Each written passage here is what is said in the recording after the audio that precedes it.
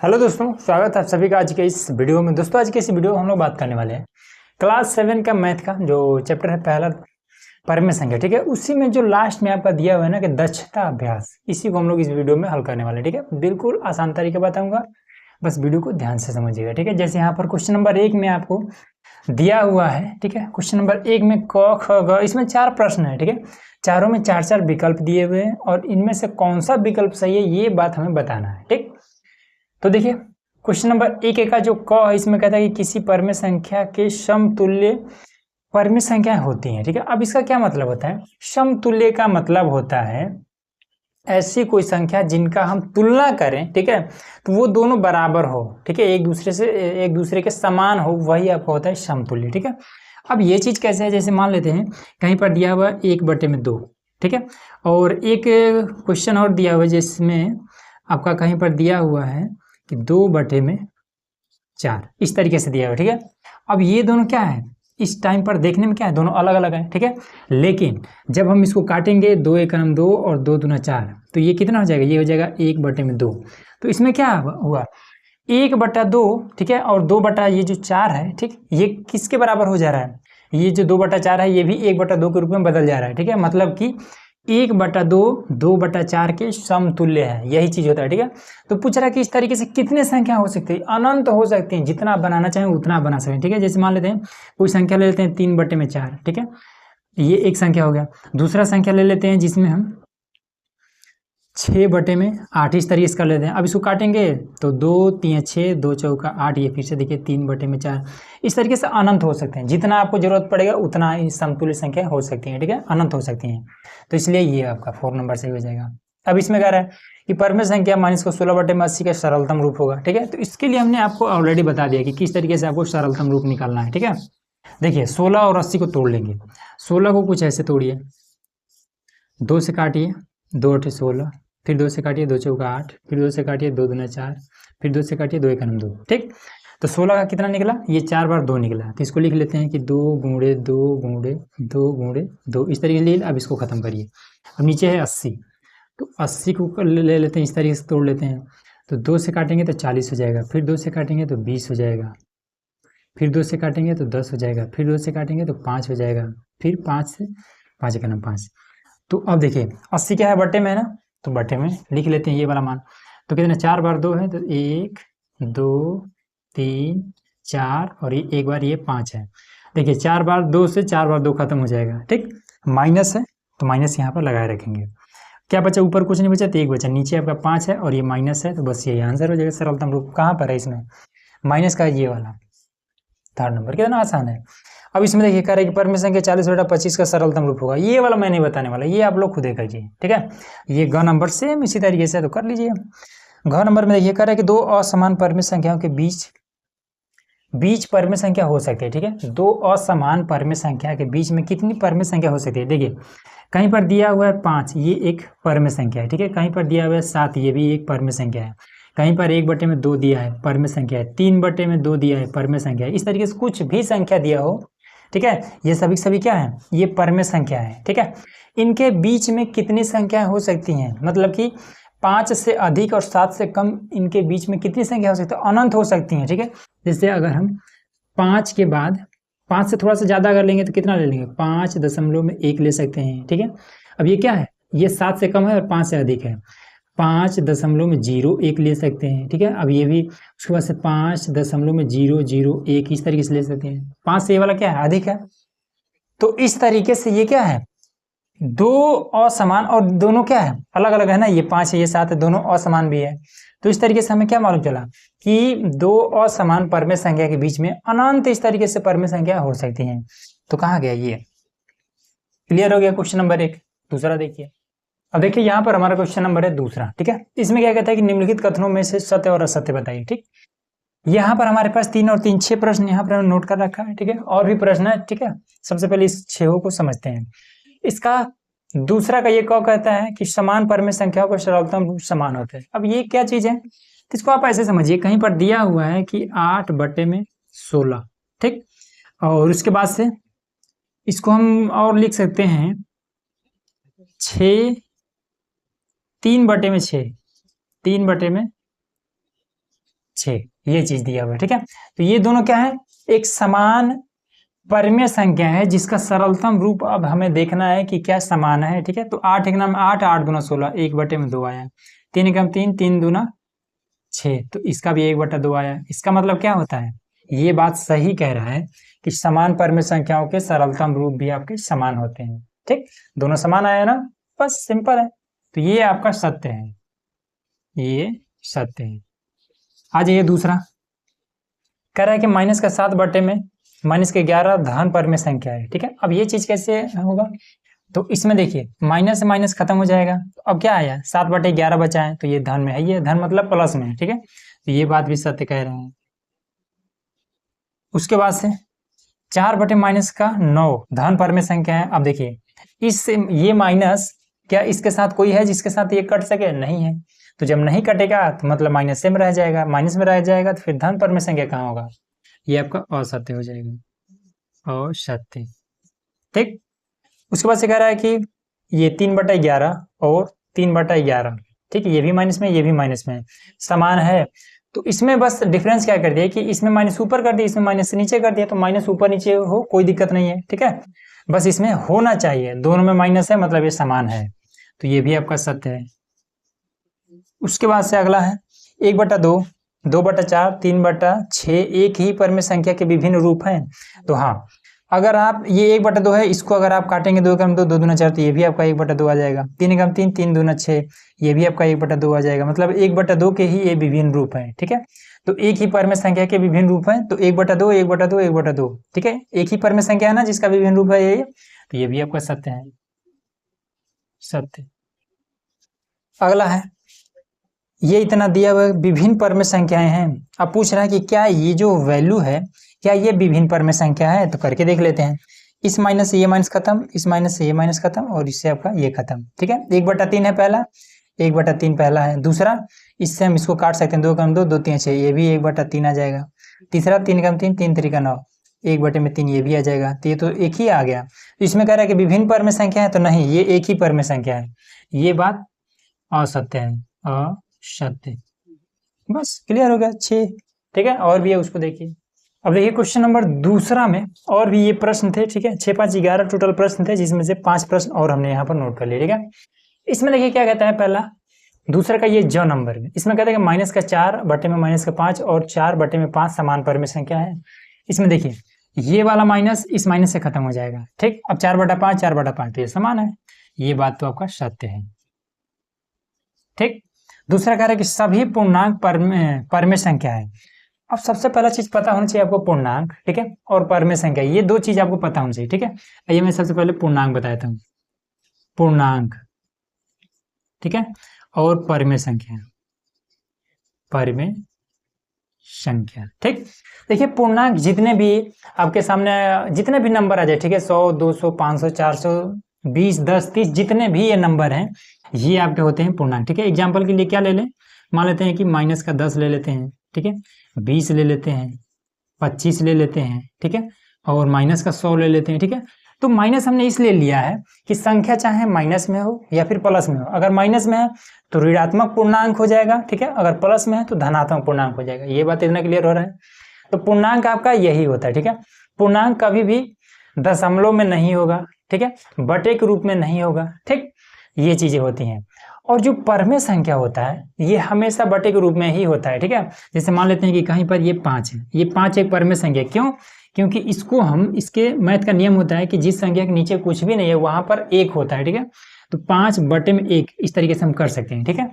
तो ये वाला परमेय संख्या क्या है, जो बटे में नहीं है उसको भी हम क्या कर सकते हैं, बटे के रूप में इस तरीके से बना करके, और उसको हम परमेय संख्या बोल सकते हैं, ठीक है। लेकिन पूर्णांक कहता है कि बटे में नहीं होना चाहिए, ठीक है। अब जैसे 1 लगा हुआ है नीचे, तो 1 तो हम हटा ही सकते हैं। तो 5 क्या है, 5 ये परमेय संख्या भी है और पूर्णांक भी है, ठीक है। ये बात क्लियर हो रहा है।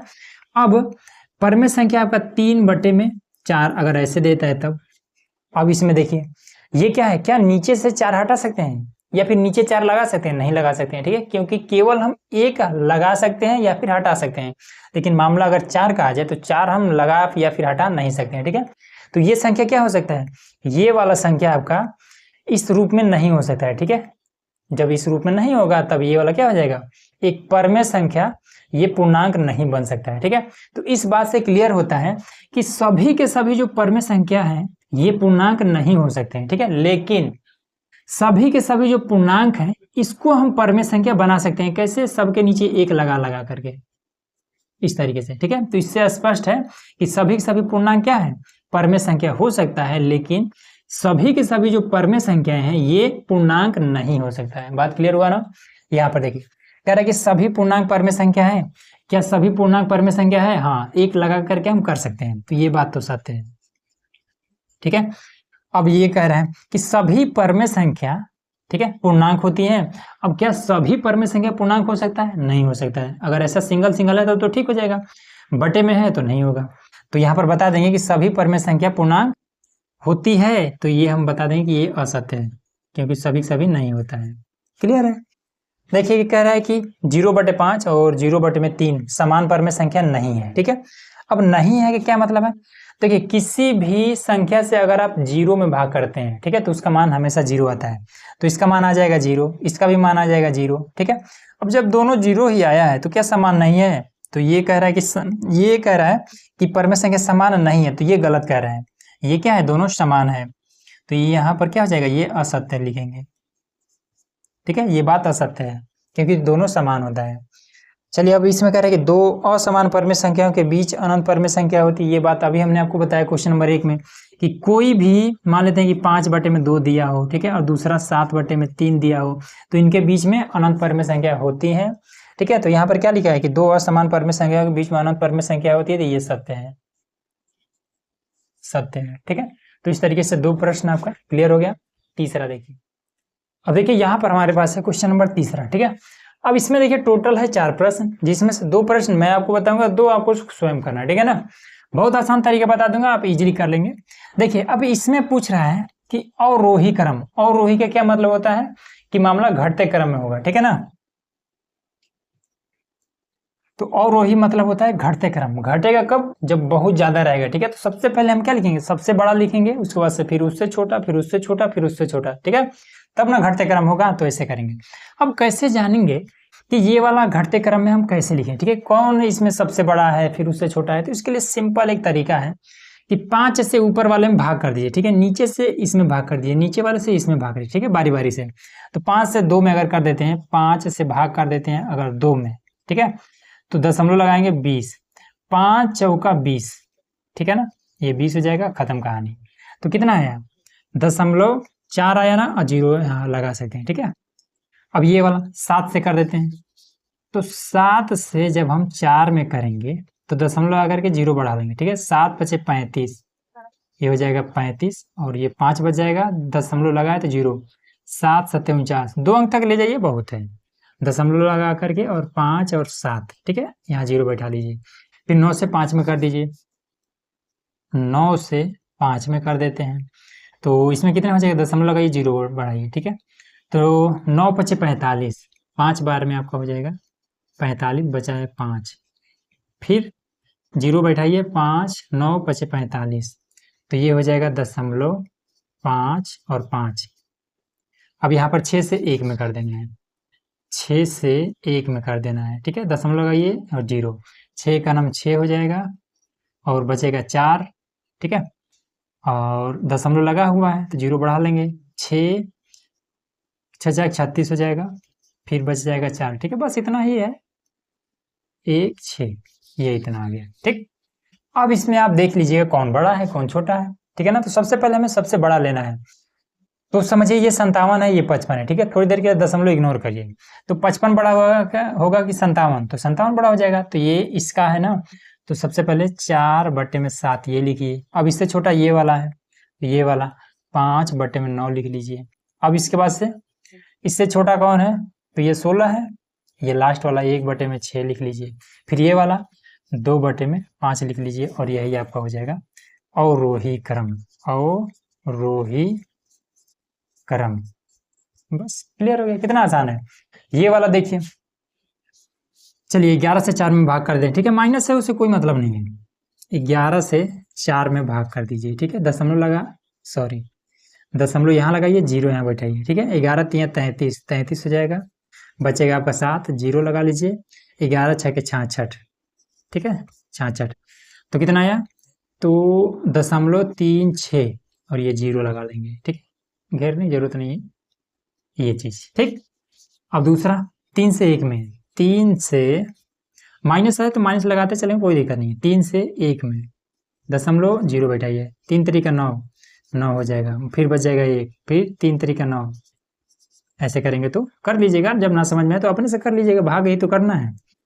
तो ये हो जाएगा 0.33, ठीक। इसमें भी माइनस है तो माइनस लगा लीजिए।